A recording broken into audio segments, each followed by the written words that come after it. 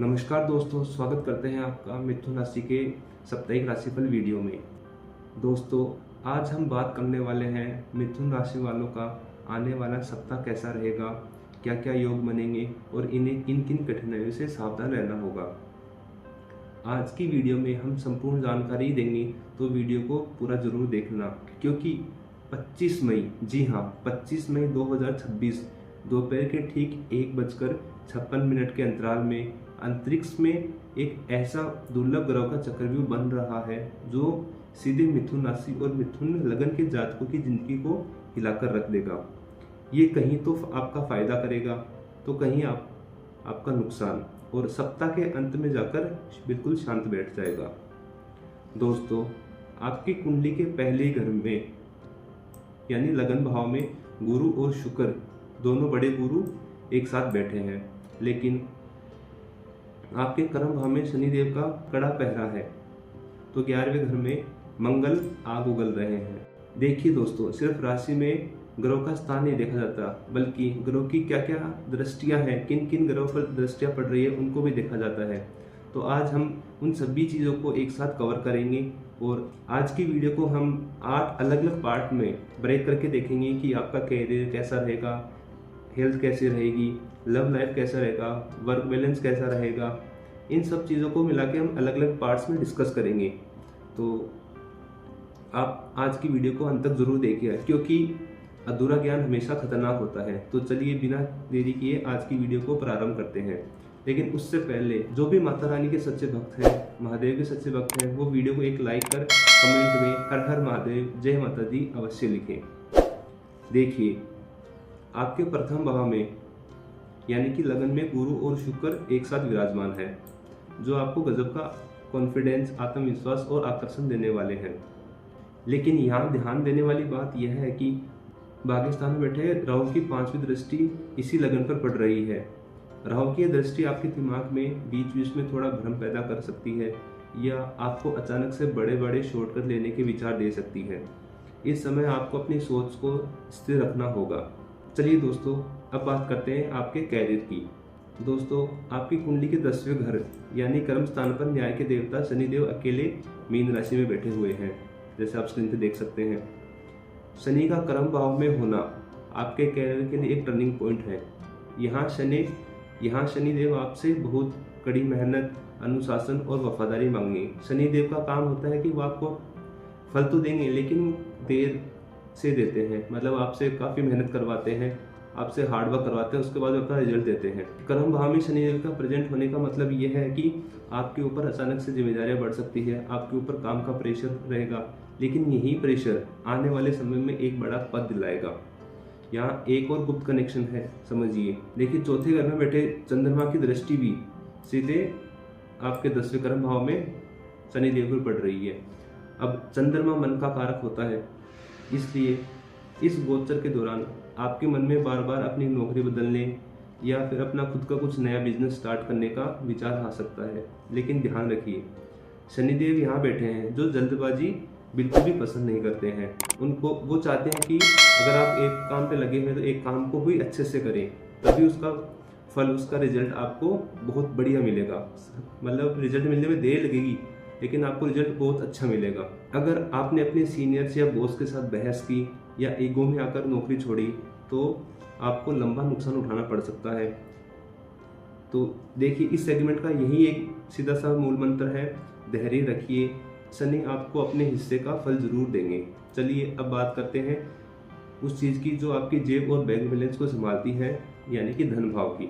मिथुन राशि वालों, इस समय धन के मामले में आपके सितारे बुलंदियों पर हैं। आपकी कुंडली के 11वें घर यानी लाभ स्थान पर पराक्रम के देवता मंगल देव, देखिए जो स्क्रीन पर दिखा रहा हूँ मैं, अपनी ही मेष राशि में बैठे हैं। लाभ स्थान का मजबूत मंगल धन की आवक को बहुत तेज कर देता है। आपके पास कई अलग अलग जरियों से पैसा आएगा, उसके रास्ते खुलेंगे।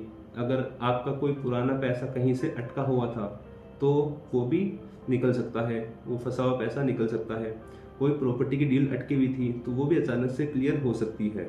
लेकिन रुकिए, मंगल सिर्फ लाभ स्थान पर नहीं बैठे हैं, वो अपनी चौथी और उग्र दृष्टि से आपके दूसरे घर यानी कि देखिए यहाँ पे जहाँ पे कर्क राशि प्रेजेंट है, दूसरे भाव में दूसरा भाव यानी धन का भाव होता है, उस पर भी नज़र पड़ रही है। इसका असर ये होगा कि जो पैसा आएगा तो सही, लेकिन आपके भीतर उसे तुरंत खर्च करने की या फिर पैसा उड़ाने की या फिर फिजूल खर्चे में वो पैसा वापस से चला जाएगा।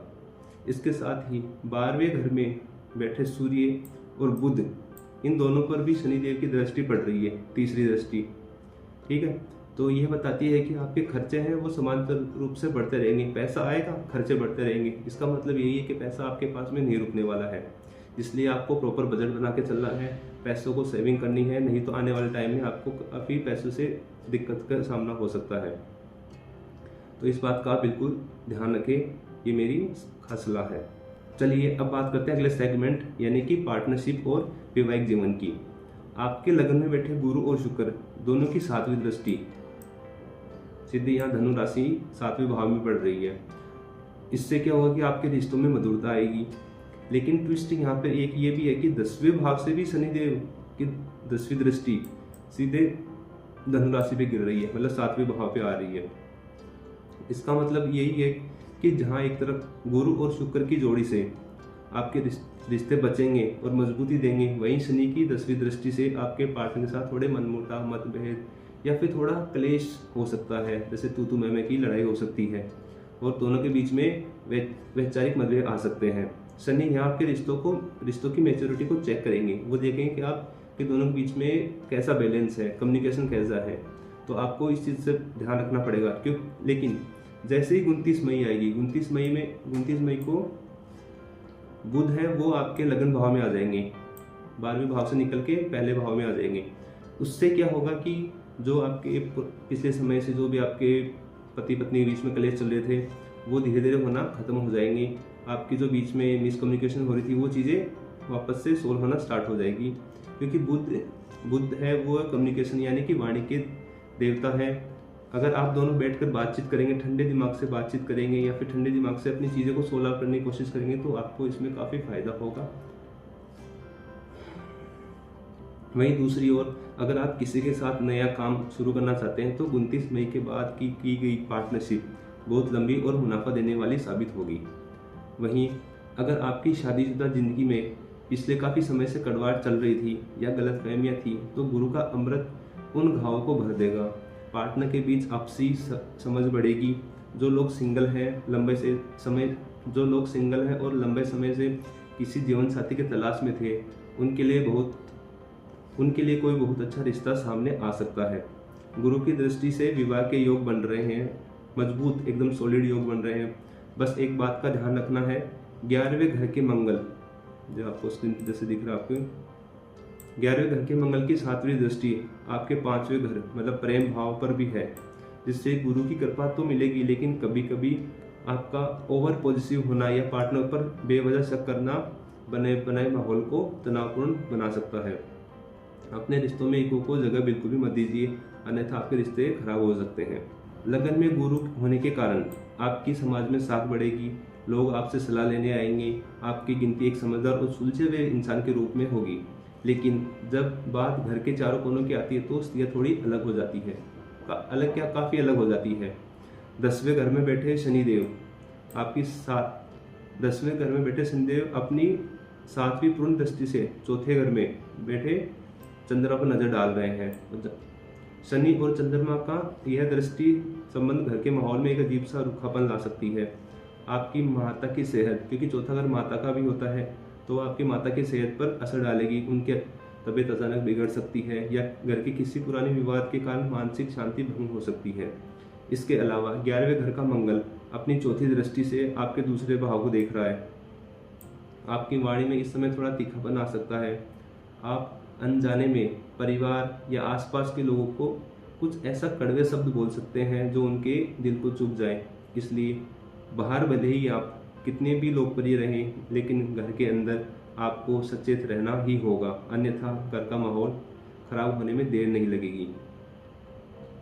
पर इसका भी एक उपाय यह है कि 29 मई के बाद ये चीज़ें वापस से सोल्व होना स्टार्ट हो जाएगी, क्योंकि बुध का फर्स्ट हाउस में आने से क्या होगा, घर में चल रही कोई भी प्रॉपर्टी या जमीन जायदाद का विवाद सुलझ जाएगा।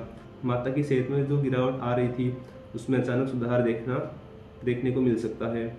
आप इस दौरान अपने घर के लिए कोई नए इलेक्ट्रॉनिक गैजेट, गाड़ी या सुख सुविधा का सामान खरीद सकते हैं। इससे क्या है, घर का माहौल थोड़ा खुशहाल होगा। चलिए अब बात करते हैं अगले सेगमेंट यानी कि विद्यार्थियों के लिए और उन लोगों के लिए जो लगातार कुछ नया सीख रहे हैं।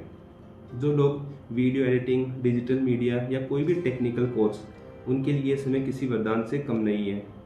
आपके लग्न में बैठे देवगुरु बृहस्पति और आपके लग्न में बैठे देवगुरु बृहस्पति की 5वीं पवित्र दृष्टि आपके कुंडली के 5वें घर यानी शिक्षा और बुद्धि के स्थान पर पड़ रही है। यह दृष्टि आपकी ग्रेस्पिंग पावर यानी चीज़ों को सीखने की जो ग्रेस्पिंग पावर यानी चीज़ों को समझने की क्षमता को कई गुना बढ़ा देगी। जो कॉन्सेप्ट आपको पहले बहुत कठिन लगते थे, अब आप उन्हें चुटकियों में समझ लेंगे। अगर आप किसी कॉम्पिटिटिव एग्जाम की तैयारी कर रहे हैं या विदेश जाकर पढ़ाई करने का सपना देख रहे हैं तो वो इस समय पूरा हो सकता है। वहीं भाग्य का स्थान राहु और 12वें घर का बुध आपको बहुत अच्छे अवसर दे सकता है। बस आपको उस आलस से बचना होगा जो शनि की दृष्टि आपके ऊपर डाल रही है। फोकस बनाए रखिए, ये समय आपकी कैरियर लाइफ को चमकाने आया है। चलिए अब बात करते हैं लास्ट सेगमेंट की यानी कि सेहत की। मित्रों, सेहत को लेकर आपको बहुत ज़्यादा लापरवाही नहीं बरतनी है। आपके 12वें घर में सूर्य और बुध की युति है और इस समय शनि की तीसरी टेढ़ी दृष्टि पड़ रही है। सूर्य हमारी हड्डियां, आँखों और इम्यूनिटी का कारक है। शनि की दृष्टि के कारण आपकी आंखों में समस्या, सर दर्द, माइग्रेन या फिर नींद न आना जैसी शिकायतें हो सकती है। इसलिए आप समय समय पानी पिए और पर्याप्त नींद लें। फ़ोन से थोड़ी दूरी बनाए रखें। इसके अलावा क्या है कि 11वें घर का मंगल है। आप अपनी 8वीं पूर्ण दृष्टि से छठे घर रोग भाव को देख रहा है। मंगल की 8वीं दृष्टि कभी कभी अचानक एक्सीडेंट, ब्लड प्रेशर का बढ़ना या फिर एसिडिटी, अल्सर इन समस्या को भी बढ़ा सकता है। तो इस समय आप इस चीज़ को ध्यान रखें। वहीं दूसरी ओर गाड़ी चलाते वक्त बिल्कुल शांत रहें और अपने खान पान का विशेष ध्यान रखें।